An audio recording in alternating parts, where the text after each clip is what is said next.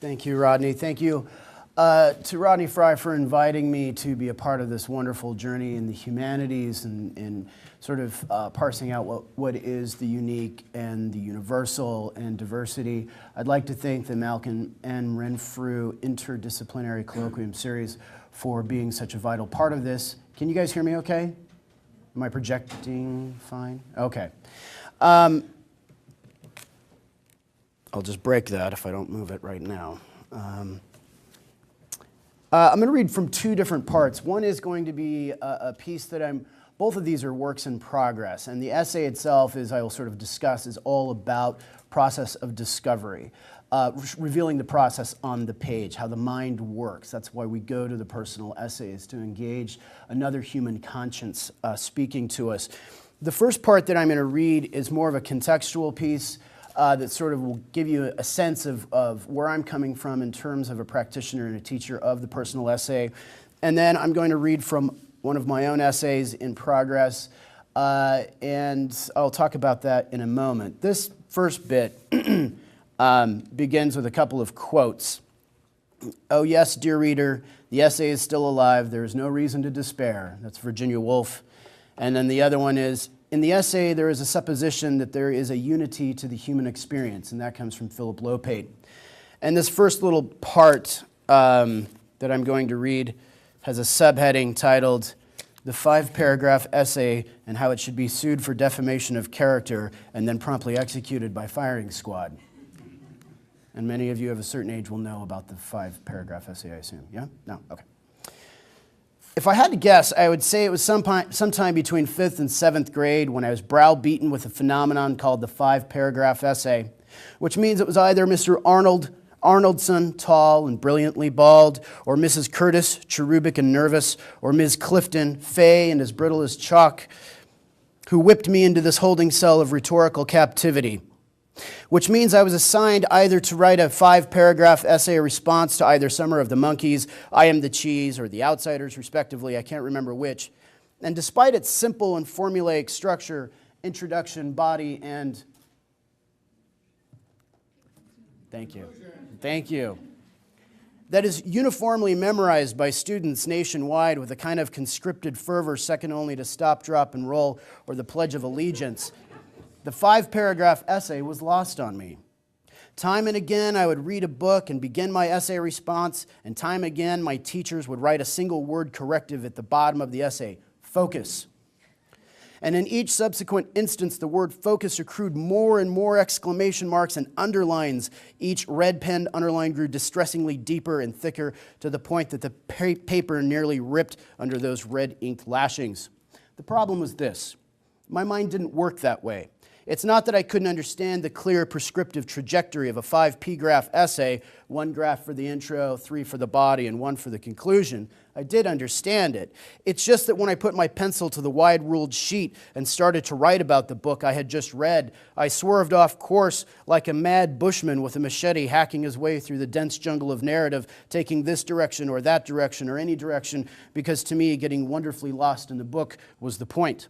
Put another way, I couldn't see how you could pour something as dynamic and complex as a work of literature into a container so small. It was like a middle-aged man who suddenly insists on wearing his corduroy pants from the 3rd grade.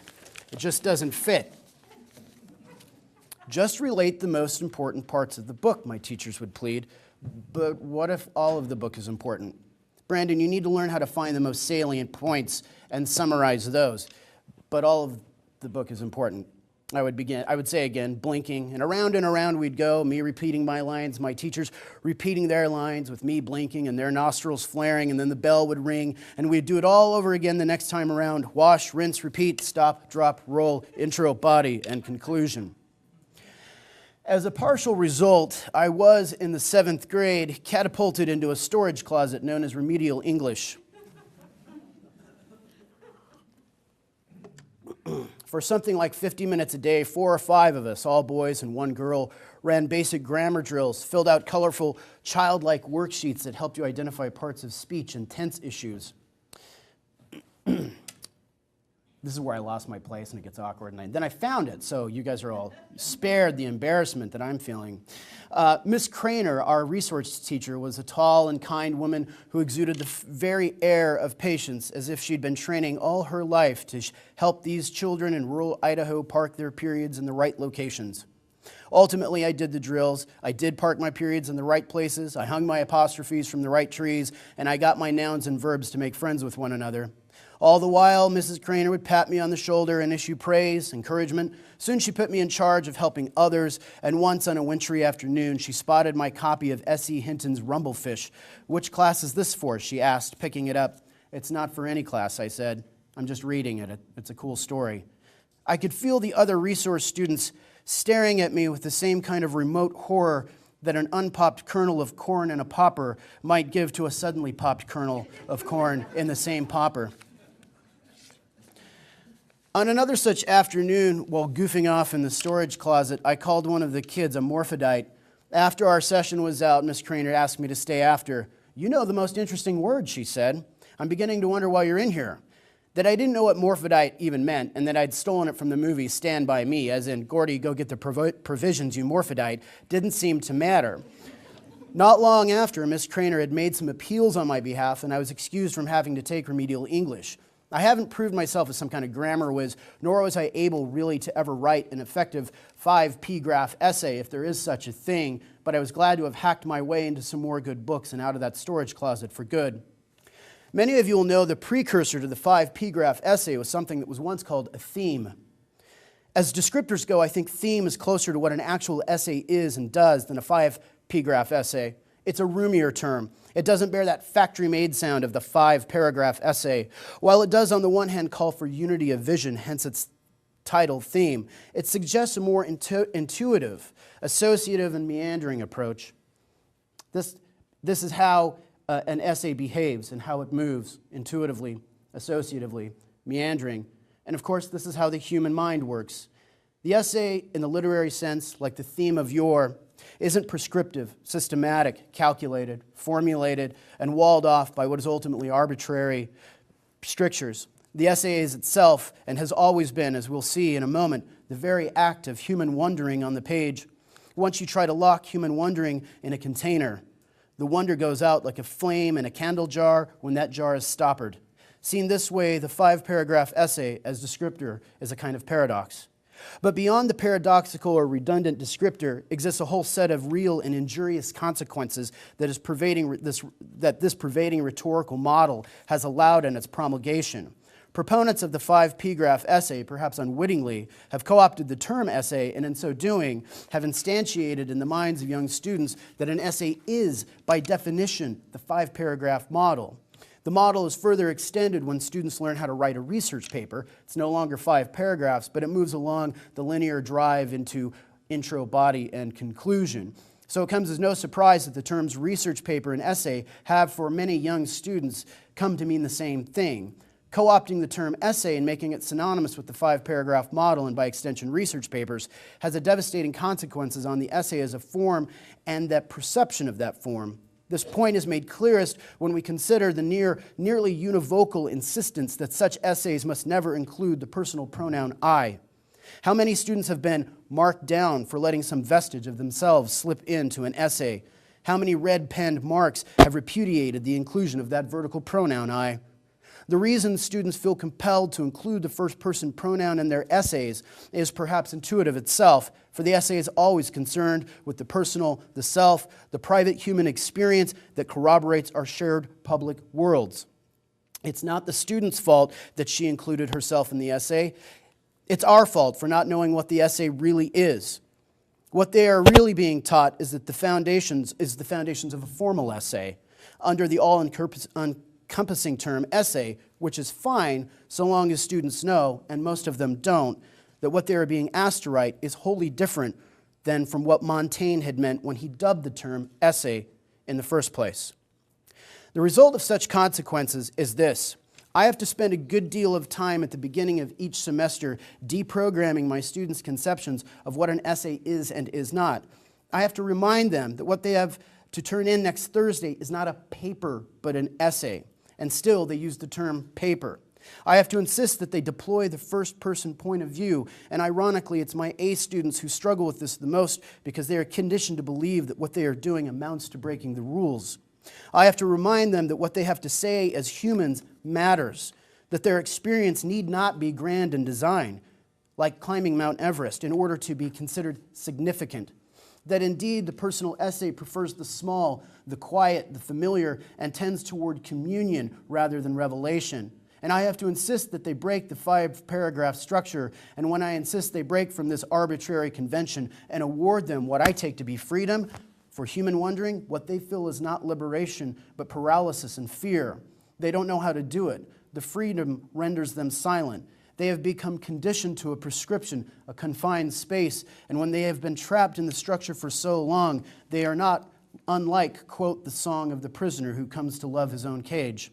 If it sounds like what I'm saying is all theoretical and academic and high-flown and has no real-world consequences, I assure you it does. When you co-opt a form that was predicated on the very personal and individual, on the self and the self's interior world, and then disallow people to insert themselves in the very mode that it was designed for individual personal expression, then your message is this: ideas matter, but you don't. What else explains the phenomenon I see every semester when a student comes into my office and weeps?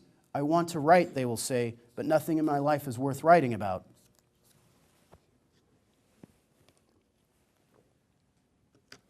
I then tell them about how Virginia Woolf once wrote an essay about a dead moth, and G.K. Chesterton once wrote an essay about a piece of chalk.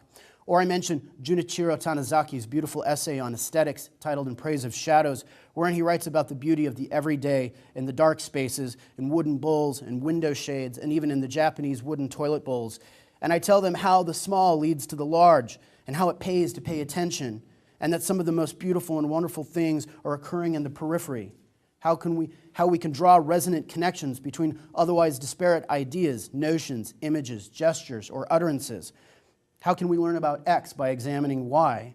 I have to convince them that they are interesting people with interesting stories, and if they tell those stories in an essay and they tell them well, that is to say they push toward art, then we as readers feel less alone and alien in our own worlds. A couple of years ago, I taught a course titled From Seneca to Sedaris, History of the Essay. On the first day, I posited a simple but necessary question, one that turns out more complicated than you think. I said, what is an essay? What are its chief characteristics?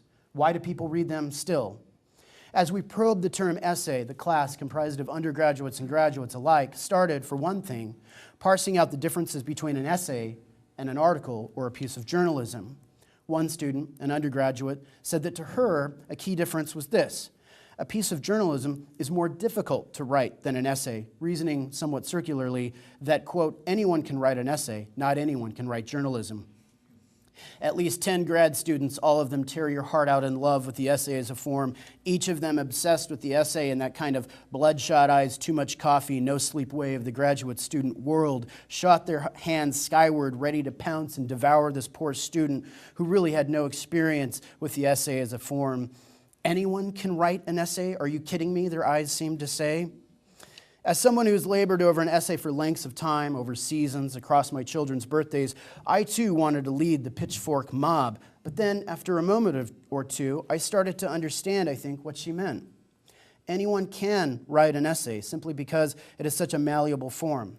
Unlike journalism, there are not rules, not really. The 5-paragraph essay co-option notwithstanding. I recalled at the time how my then 9-year-old son's 3rd grade journal, for instance, was filled with dozens of jottings like my most memorable summer and my most embarrassing moment and what family means to me.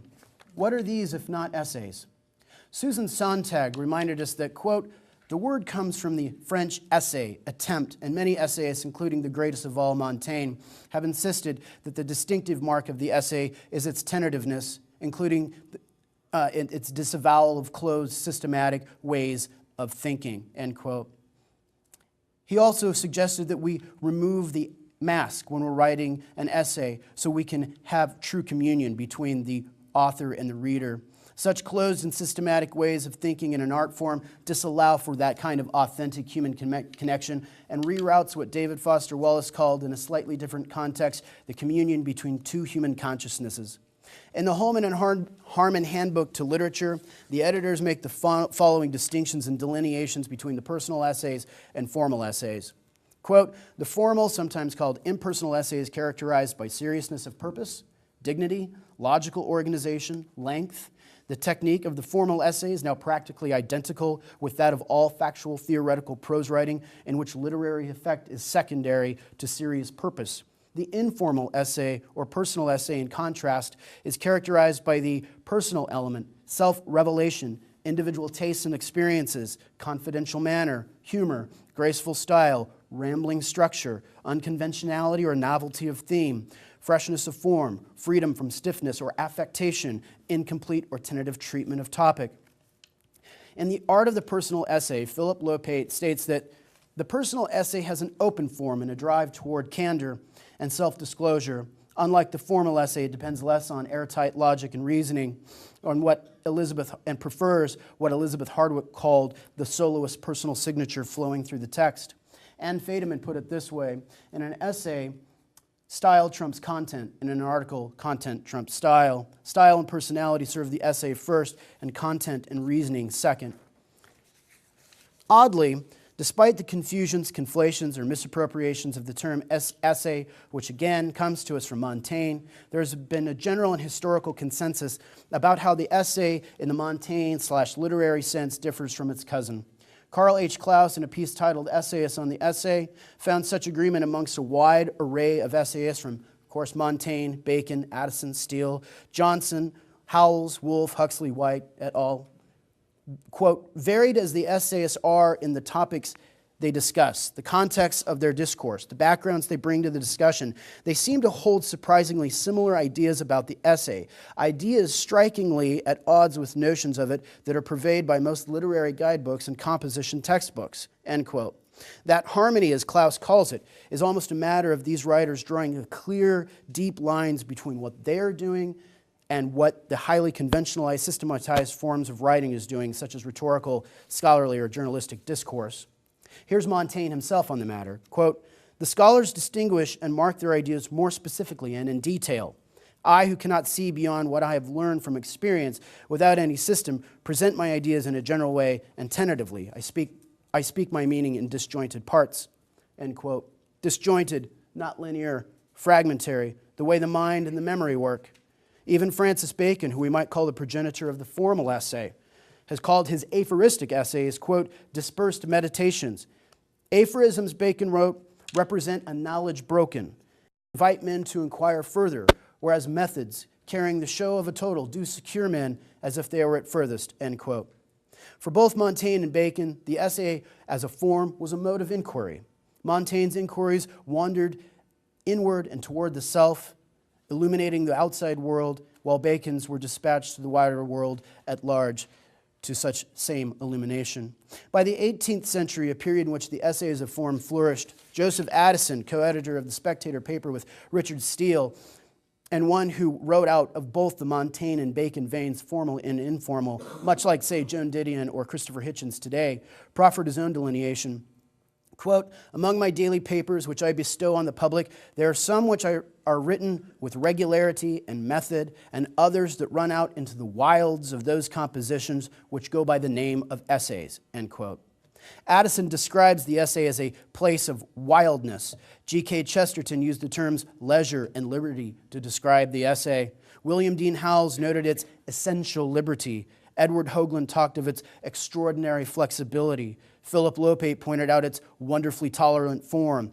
Joseph Epstein spoke of its generous boundaries. Elizabeth Hardwick referred to its open spaces. Indeed, terms like wildness and liberty and open spaces suggest a journey, a process of discovery, which is precisely what an essay is, and is not at all wholly at odds with and is not only wholly at odds with anything as prescriptive and encaged as the 5-paragraph essay, but also of an article. It was just 2 years into the 20th century when William Dean Howells, then a towering figure in the American literary scene, lamented that when the essay began to confuse itself with the article and to assume an obligation to premises and conclusions.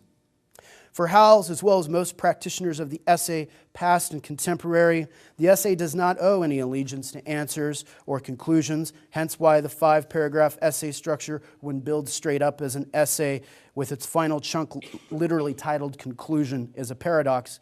The personal essay instead places a premium on questions, on conjecture, on speculation, on equivocation. It is far more concerned with process than product. For the process of the mind at work on the page is the product, and that product is not contained, constrained, or constricted. It is fluid. The product is a conversation, and it is timeless, and it speaks what it means to be uniquely human and the universality of our shared common experience. The personal essay is a direct address to you, to us. It is participatory. It is a gift. It is the theater of a freewheeling mind, and we get to take a part. And I'm going to end that first part there, get a sense of where I'm coming from in terms of the personal essay. The second bit is from a piece I've been working on for some time. And it has to do with when I first got my job here and I moved into my office, I found this box of letters written in the 1970s and 1980s from very famous authors to the Department of English, and it all hinged on the single request, would you come here and give a reading? And what was remarkable is that I was shuffling through these letters, handwritten and typed, from Ray Bradbury, from Stephen King, from Joan Didion, from John McPhee, from Alice Walker, and I just got chills. Now, mind you, nothing revelatory or shocking was ever recorded in these bits of correspondence, and yet I felt the need to preserve them. And so I got starting to think about letters, what they mean, even if they're quotidian or perfunctory or banal. And I'll start off with looking at one letter here from Charles Wright. The title of the essay is Esto Perpetua. This one from Charles Wright, who took an interest in the Idaho gig. I have mentioned April '84 as a preferred time somewhat blindly, he says, though any visit next year will have to be in the second semester. As it turns out, we're leaving California for Virginia permanently, and I'd be coming to Idaho from there. He talks about a semester abroad in England. He, too, was on the move, and this letter, typed on official University of California Irvine letterhead, is small and brittle and calls to mind how typing sheets used to feel when you touched them, leaf-like and vital. They felt real and verifiable, as if, and indeed it is true, they were a continuation of the composer.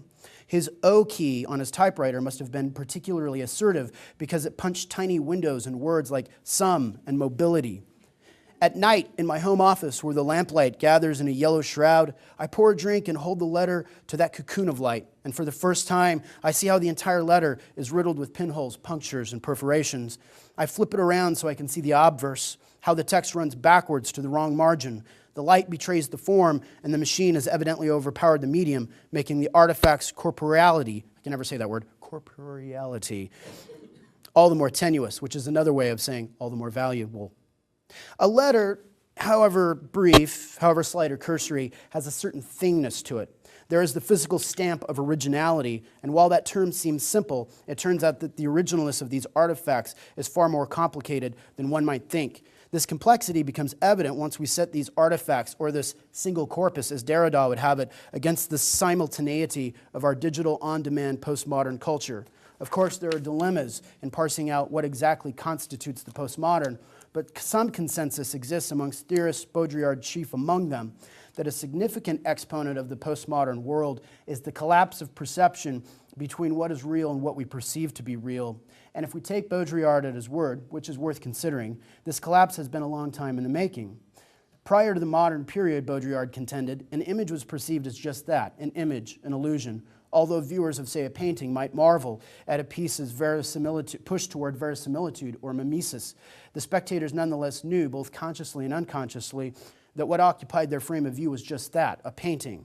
With the onset of modernity and its adjutant of industrialization, however, Baudrillard theorized that the image encountered its first slippage in the clear delineation between the real and the representation.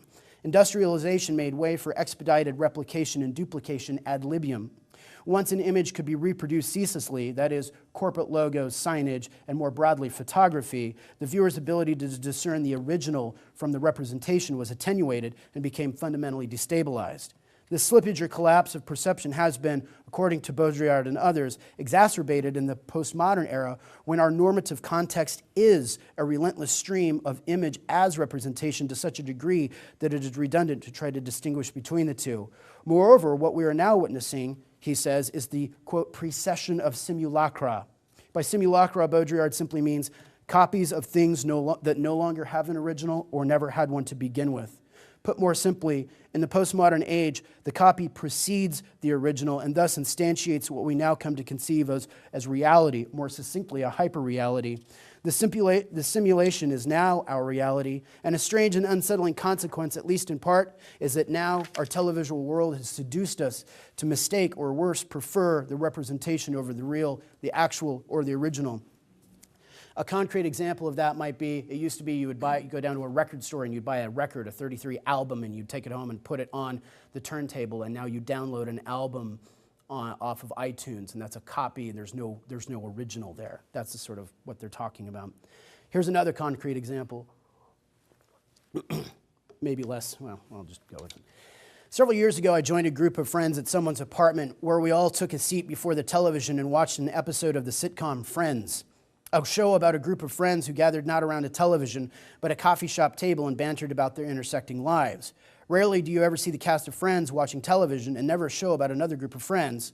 But when you do, it's almost in every case a home movie of themselves shot we are seduced to believe in their teenage years.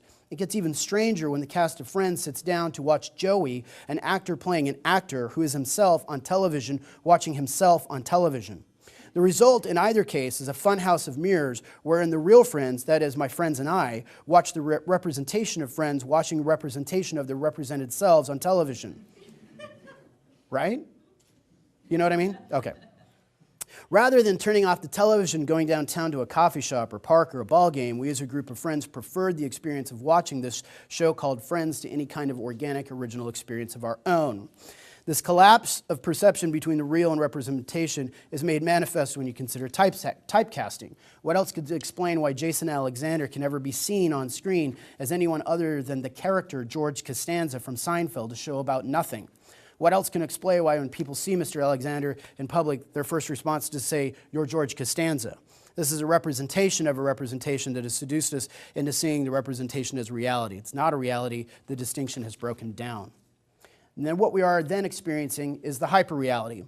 And the most obvious extension of this hyperreality is reality television, which is an easy target, what with its redundant descriptor. And it turns out, though, that reality television operates on a far more nuanced level than one would think. Part of its complexity has to do with what it asks its viewers to do, namely to suspend our disbelief that what we're watching is not casted, scripted, filmed, promoted, packaged, marketed, etc., and buy into its claim on reality. We know, or most of us know anyway, that what we were watching is a representation of fiction disguised as an original, authentic, and real. The collapse between the representation and the reality in this case is the most demonstrative result of seduction in the postmodern culture, and as a result, reality television eclipses conventional television in popularity, i.e. preference, and fortifies the creepy theoretical assertion that we no longer watch television, television watches us. The losses of living in a hyperreal world where originals are disregarded or never existed in the first place, and the copy is regarded as more real than the real, are considerable. Identity is lost, alienation supplants sustained human connection, and the humanist gets lost in what we perceive, because what we are taking to be real, what we are viewing, reading, is digital, data, copy, ones and zeros, simulacra. The distance at which we are held from authentic human connection is directly proportionate to the degree of hyperreal seduction we consciously and unconsciously avail ourselves to. This disconnect helps to explain in part the strange paradox underpinning social media and social networks. That is, the more friends, there's that word again, friends you have on Facebook, the more alienated you are from authentic human connection with those friends. In this hyperreality, your identity is representation. You are less a person than a profile, less an autonomous self than an avatar. Moreover, representation is inextricably wedded to the now. Example, status updates. Example, television never ends. Example, the term rerun. And divorced from space, whereas the actual, the original, exists in time and occupies space because of its very corporeal materiality, its originalness. In the Gutenberg Elegies, Sven Berkertz takes a slightly different tack when addressing our hyperreal world and the machines that drive it, but arrives at similar conclusions regarding our preference for the automated now and our disdain for deep time.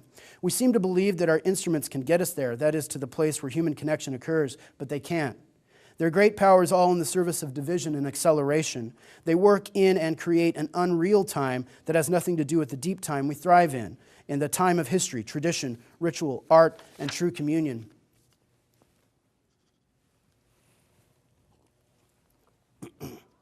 Can true communion be found in scraps of hurried and harried letters that tend toward the perfunctory and quotidian rather than the revelatory? Perhaps. Even if we concede that a pencil or pen or a typewriter is its own kind of machine, there still exists intimate human contact with the immediate media. There is no remove, in other words, between the person and the original artifact. They will have handled the document, smoothed it down, fingered its corner, folded it into thirds, and thumbnailed a crease across its skin. The originalness of a letter is, in a tangible sense, linked to the humanness of its author because it bears the distinctive signature, both literal and figurative, of that person. Whenever I opened a letter from my grandmother, for instance, I could smell in an elusive instant the trace hints of cigarette smoke and coffee on the paper. And in that moment, I was no longer standing in my living room holding her letter. I was transported to her kitchen table where her Bel Air menthol smoldered in an amber ashtray and the earthy scent of coffee hung in the room like weather.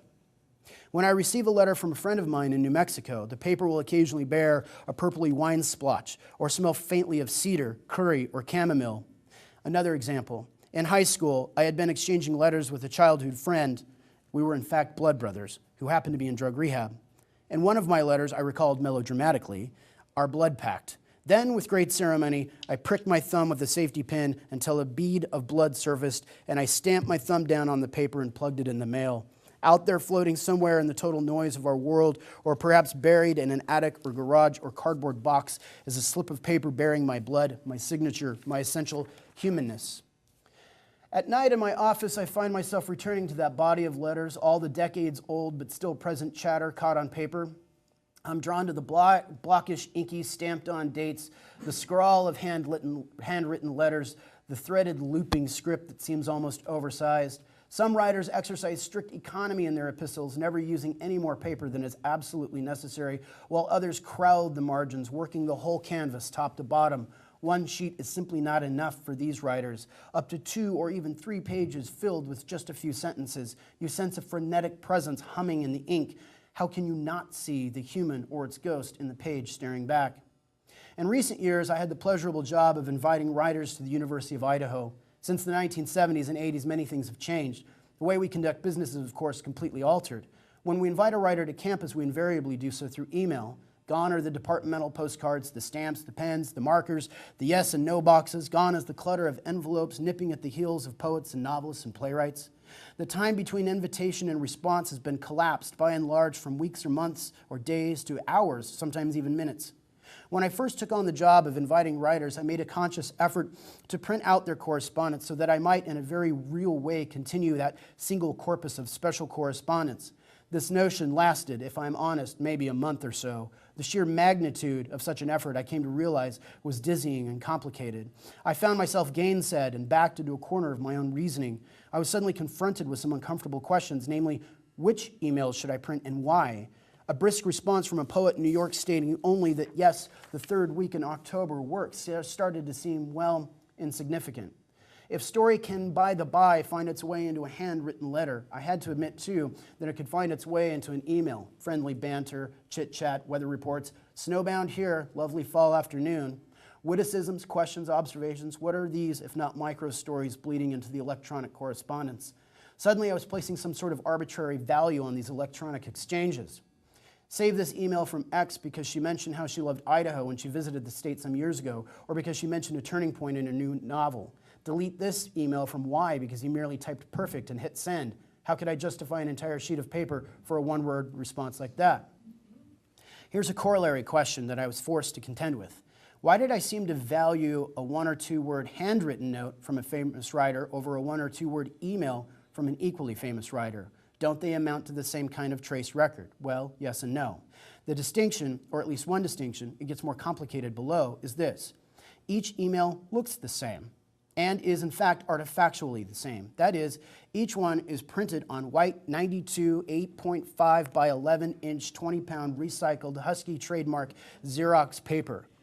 Hence, an email from Edward Hirsch, for instance, is depressingly indistinguishable from an email from Susan Orlean or Natasha Trethewey. The language and narratives and email addresses are different, of course, but here's the thing. It's my ink and my paper and is rolled out of my printer in my office. The artifact itself, paradoxically, originates from me in my context, and if the printed out email were to bear the purpley splotch of wine or the scents of coffee or curry or chamomile, those trace elements of the human world would not transport me to New Mexico or to someone's dining room table. They would merely refer to my own isolated experience. And when I read these printed out emails, then, there is a strange and unsettling result, and that result is loneliness. Put another way, when you hold a handwritten letter from Grace Paley, it feels like you're holding a handwritten letter from Grace Paley. When you hold a printed off email from Patricia Hampel, say, it feels like you're holding something not quite true, not quite authentic or real, because it is hyper-real. You find that you must convince yourself that what you're holding came from her, from this human, and it's alarming just how unconvincing you sound in your own head. The writer, in other words, is removed from the medium, and the distance, ergo alienation, between the humans at other end of this communicative gesture has widened in direct proportion to the time that has collapsed in its service. Acceleration, to use Burkert's word, disallows by design essential human contact, connection. Now I'll read just a couple more minutes.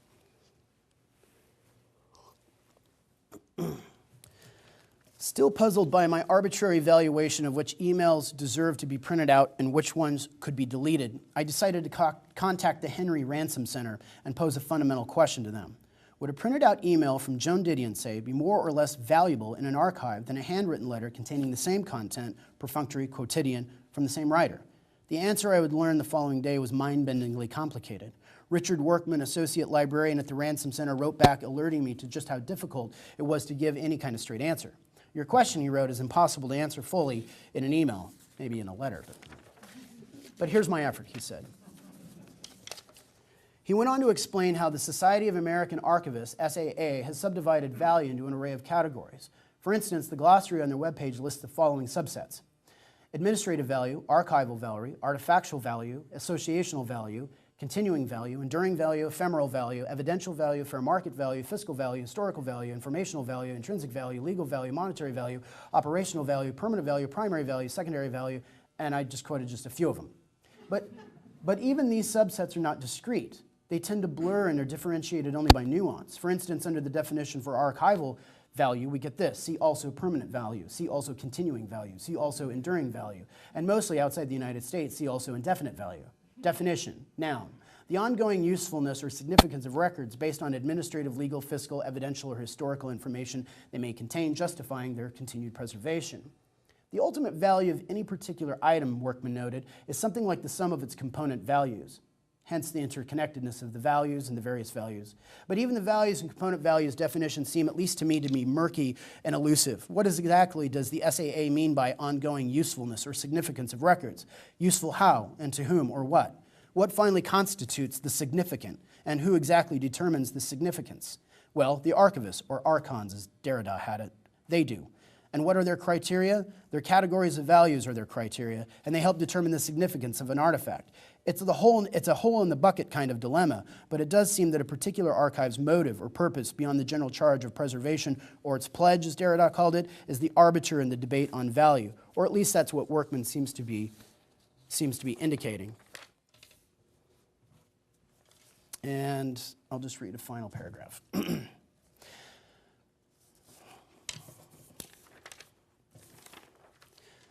The theoretical correspondent, Workman had mentioned that in collecting digital archives, they are up against the wall. They're trying to figure out how to do this in the digital age. And he says that at present, however, if a writer uses a web-based email program that stores files in the cloud and doesn't print out her correspondence, it would probably be lost. The theoretical correspondence that Workman mentions above would be lost not to antiquity, to crib from Marvin Bell, but to the cloud of postmodernity.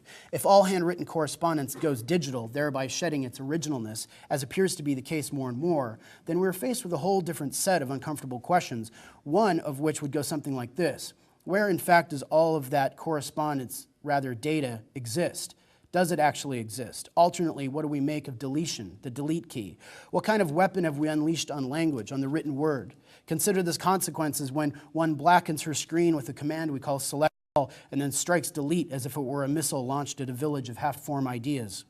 At least with pencil erasers, the ghost of the graphite text still haunts the page. It will stare back at you. Or what happens when one clears an afternoon to empty his inbox? Where does all that text go? How much text have we lost, really? Is the loss as seemingly final and total as when Hadley lost Hemingway's manuscripts in those early years of his career? Or is the data still out there, somewhere floating around in some unnamed dimension? Finally, consider this. The new archons are not associate librarians or curators, but they are computer scientists and information theorists who wield enormous power in an infinitely complicated, at least to me, realms of what is called lossless data compression, information entropy, and lossy data compression. And I'll just end it there so we don't, yeah. So, yeah. Anyway, thank you.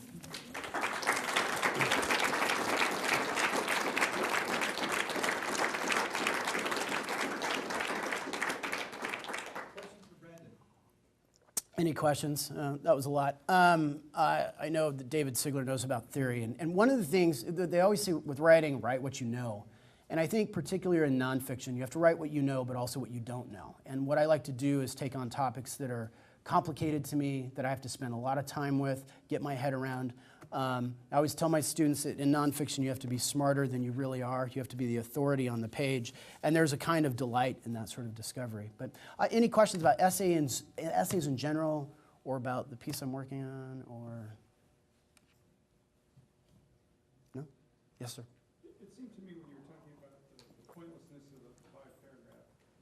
Oh, well, I did have a, can I counter that really quick? Bacon set up the sort of formal essay, and I have another part in here that says that's absolutely necessary. The formal essay, they just serve different aims. What I'm talking about is a personal essay. I don't know if that's what you were getting at.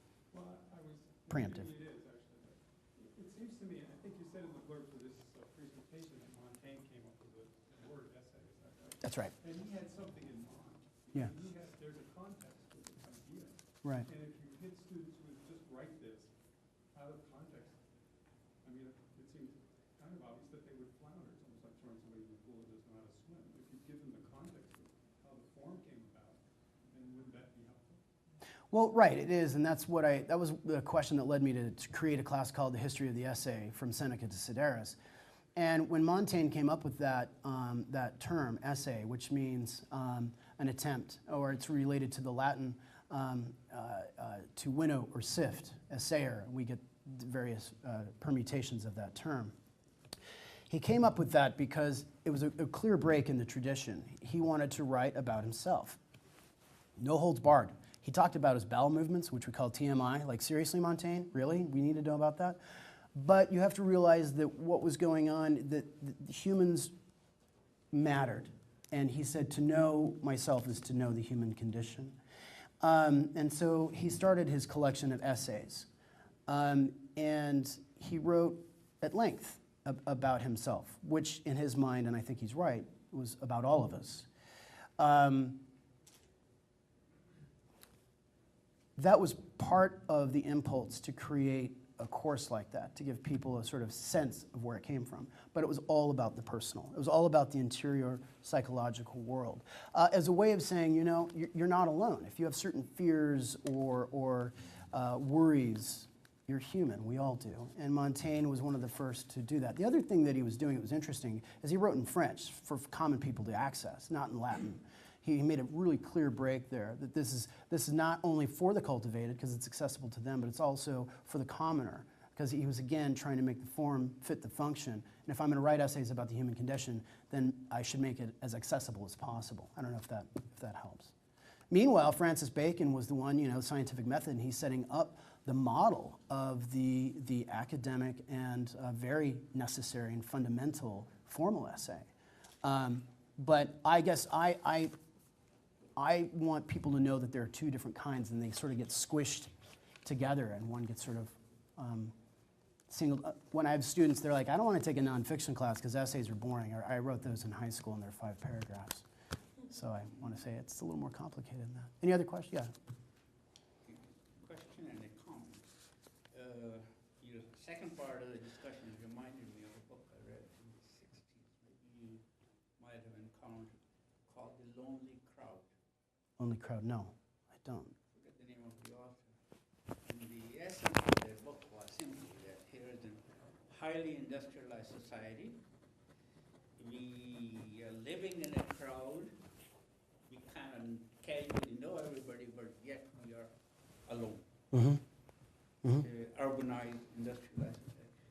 So then I'm seeing a parallel between that Mm-hmm.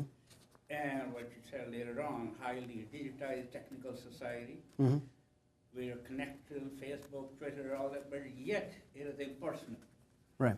That human connection isn't there. It's a loss in a sense, which I think which is a kind of an indictment of the human progress that we have made. And Mm-hmm. I think that's what I sense it as a humanist. That's what I'm sensing. Well, absolutely. I mean, I think that we are, in spite of our social media and our interconnectedness, where I would argue we are leading increasingly insular lives. And there's great seduction in the web and in Facebook and with television, and it seduces us to believe certain things. For example, Facebook, and I'm as guilty as anybody, right? That you can be connected with all your friends. But if you have 1,000 friends, are you really connected with those thousands of friends? Well, maybe 2 or 3, but even then it's snippets, it's status updates or a comment or a like, and it's sort of truncated human interaction, and it sort of exploded the model of sustained dialogue in a way that the Facebook wall has replaced the front porch as a place of gathering and talking. And there's sort of a architectural analog to that in gated communities now, this front porch is tiny and the garage is huge, and you pull into your garage and you go into your house from your garage, you don't see the neighbors. Lawns don't run together anymore. Everybody's cordoned off physically in location, also in the sort of digital space as well. I see a little bit of George Orwell in that too. Well, yeah, I quote George Orwell's essay, Such Were the Joys, later on in the piece, and I was thinking of him for sure, certainly. And there are certain kind of class dynamics that can play out in that as well. Question here? Yeah, seems that in your essay about the letters, you were kind of coming to this personal understanding of the importance of human touch, especially in writing. So I'd be interested to know if you, as a writer, as part of your process, you strayed away from the digital, and is most of your, especially the very important, very intricate first draft, where you really kind of understand what you're writing and why you're writing it. Is that all handwritten, or do you type that? I can log some time at the computer, and when it's rolling, I'll stay there. But then when I need to slow something down, I'll leave the computer, and I'll very often write it out, because the speed of language is slow. Yeah, I'm forced to sort of own that language on the page in a different kind of way. There's a kind of commitment that you don't quite have on the screen. It's all very tentative, you see. But on the page, there is a commitment. And when I go through a draft, whether it's an essay or a book, I have to hold the thing in my lap, because I can't see 300 pages on a screen. I don't know what that is. I get lost inside of that. So I have to hold it in my lap, and I have to go through with the pencil and mark it, and I do have that kind of connection to the document itself. I don't know if that answers your question. Yes, sir? I'm struck by the observation you made towards the end of your comments about expertise as an essayist. And I wonder if you could expand on that a little bit. It's as if you're saying that there's a confidence or even a cockiness that is required of an essayist, no matter what subject they're actually writing on. I've always said that the essay is a very,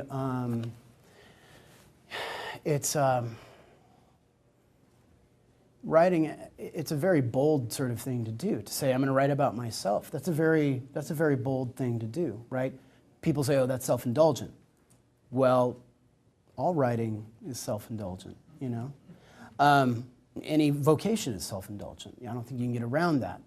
But if it's just navel-gazing, if it's just you talking about you and it's a hermetically sealed narrative with no access or no inroads to the outside world, that's a different thing. It's an audacious undertaking, I think. It's also a very frightening undertaking because you can spend a year on an essay and it might not work. You know, it might not succeed. It won't have that moment where it clicks with another reader and they see themselves in the pages. That's the thing. It's about you, but it's paradoxically you're writing your story so people can see themselves and their experience in your words. And it makes them, I think, feel less alone in the world. And we come back to this sort of leading insular lives in a digital age, and I think that kind of communion in the essay, or maybe an extension of that would be a memoir, which might in part explain its popularity, is that people might feel quite alone now, and that's a way to commune with another person, to know that they're not alone in their trials and their fears. But, I mean, we're almost out of time, but I'll just say this in closing, that I was giving a reading somewhere, and I had a young, he was in high school, and he raised his hand. He said, "I want to be a writer. What would be your advice to a young guy like me?" And I said, "Despite your age, you've got stories to tell. You are a human that has a perspective on the world. And sometimes, somehow along the way, we get convinced that our stories don't matter. Well, that's just not true. They do matter. You don't have to climb Mount Everest to have a compelling story. Some of the best essays concern very, very small things. Your father's toolbox. You could write an essay about that and what it means in terms of inheritance and tradition and legacy and so on and so forth. So I don't know if you need to have a cockiness about it. I think you have to have an awareness and draw connections that other people wouldn't see normally. And when they see those connections, then it'll reroute them back to their own existence and their own context. And I think that that's the quickest way to true human connection." Thank you very much.